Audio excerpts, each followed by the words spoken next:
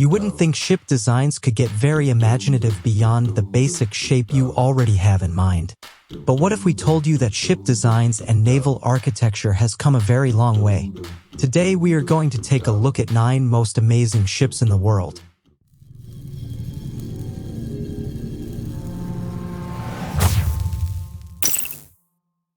Derrick Lay Vessel 2000. When it comes to transporting huge, bulky loads, the only way to get the job done quickly and economically is by using cargo ships. It goes without saying that there are lots of different models. On the screen you're seeing the Derrick Lay Vessel 2000, a new generation cargo ship. This model performs functions that previously could only be done by several cargo ships. The DLV 2000 is ideal for offshore construction projects. It's equipped to transport pipes and install them underwater as well. The enormous deck space is an advantage. Its area is 4,000 square meters, approximately the same size as a soccer field. The total length of the ship is 184 meters, while the waterline length is 180 meters. The stern is equipped with a crane with a lifting capacity of 2,200 tons, and there are several other less powerful auxiliary lifts. Up to 400 people can work comfortably on board. The Derrick Lay Vessel 2000 was built in 2016 at the Keppel Submarine Shipyard in Singapore. Dockwise Vanguard. The next amazing marine vehicle we'll talk about is a heavy cargo ship. It's the giant Dockwise Vanguard built by the South Korean company Hyundai Heavy Industries. It costs $240 million to build, but this price is more than justified. The fact is, it's the largest ship of its kind in the world. It seems hard to imagine, but the Dockwise Vanguard is capable of carrying loads of up to 110,000 tons. You're probably wondering what could be so heavy though. Well, this ship has a pretty specific job. It was designed to transport floating oil rigs. The Dockwise Vanguard saves companies a lot of money as drilling equipment can be built in shipyards. This ship will then ensure that transportation to the site takes as little time as possible. The length of the Dockwise Vanguard is 275 meters. The ship is semi-submersible too. The operating principle is quite simple. The dock is immersed in water to a depth of 16 meters. The transport ship moves onto the platform, after which the deck is lifted and the cargo can be transported. The USS Zumwalt. Don't let the beautiful futuristic look of this ship fool you. You're looking at a dangerous weapon that can make enemies tremble with fear. The USS Zumwalt is one of 3 United States Navy guided missile destroyers. It has missile armament and is designed to attack coastal and land-based targets. USS Zumwalt is a guided missile destroyer of the United States Navy. She is the lead ship of the Zumwalt class and the first ship to be named after Admiral Elmo Zumwalt. Zumwalt has stealth capabilities, having a radar cross-section similar to a fishing boat despite her large size. On December 7, 2015, Zumwalt began her sea trial preparatory to joining the Pacific Fleet. The ship was commissioned in Baltimore on October 15, 2016. Anthem of the Seas.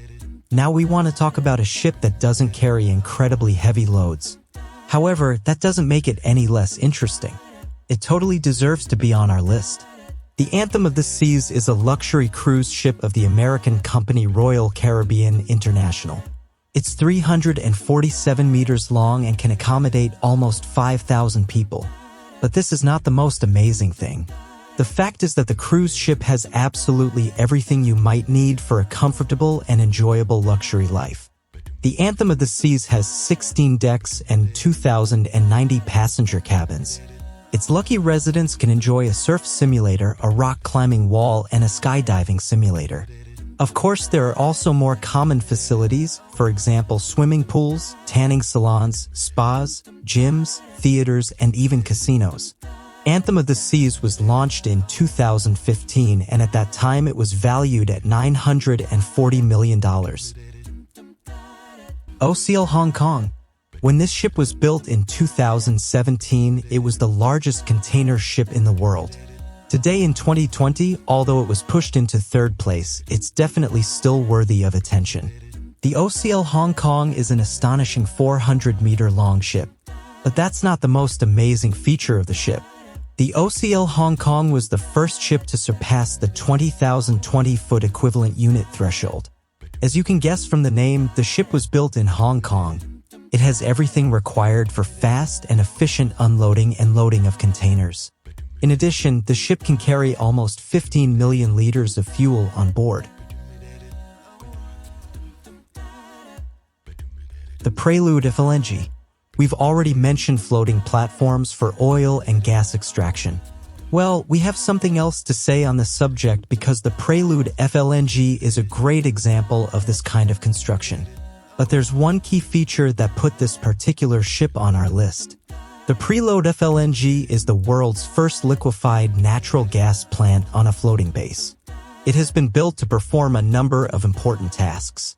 The extraction of natural gas, its preparation, its liquefaction, storage, and finally its shipment to gas transport ships. But that's not all. The Prelude FLNG is currently the largest floating facility in the world. It's 488 meters long and 74 meters wide. Its displacement is staggering as well, 600,000 tons. Today, the platform is located in Indian Ocean, 200 kilometers off the coast of northwest Australia.